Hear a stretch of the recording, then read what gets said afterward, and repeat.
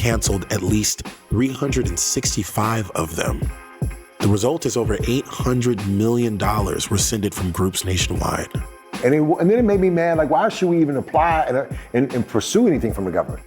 And then, if other people who are donors and they're believing the hype of it all, then, maybe they'll pull their money back too because it's, it's all kind of things. So there's a compounding effect. Yeah, ripples.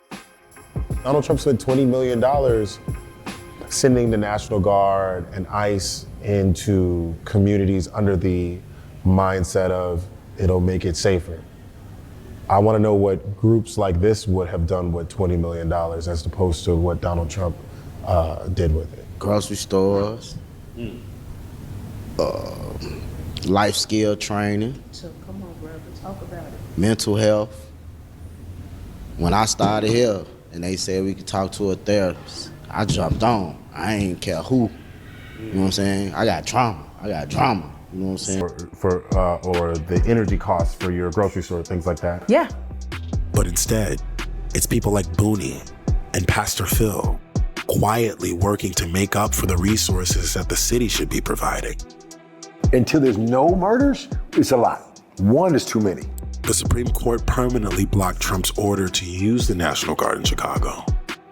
Just because the national news cycle moves on doesn't mean that the work doesn't need to be done to make the people of Chicago feel safe in their own neighborhoods. They leave, the problem's still going to exist because we're not tackling the real problems that are causing gun violence and drug violence.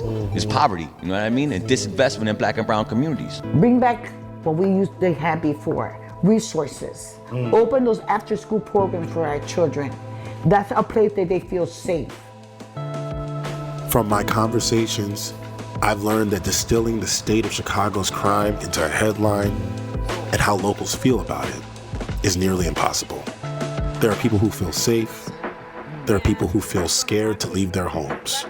The murder rate is down, and yet it's still a little high. The reality is complicated. It wouldn't get clicks online. But if there's anything I've learned over the last few days, it's that Chicago does need help, but there's no silver bullet. Certainly not in the way that Trump frames it. To truly curb crime in Chicago, we need to address the conditions that lead to it. Poverty, disinvestment, food scarcity.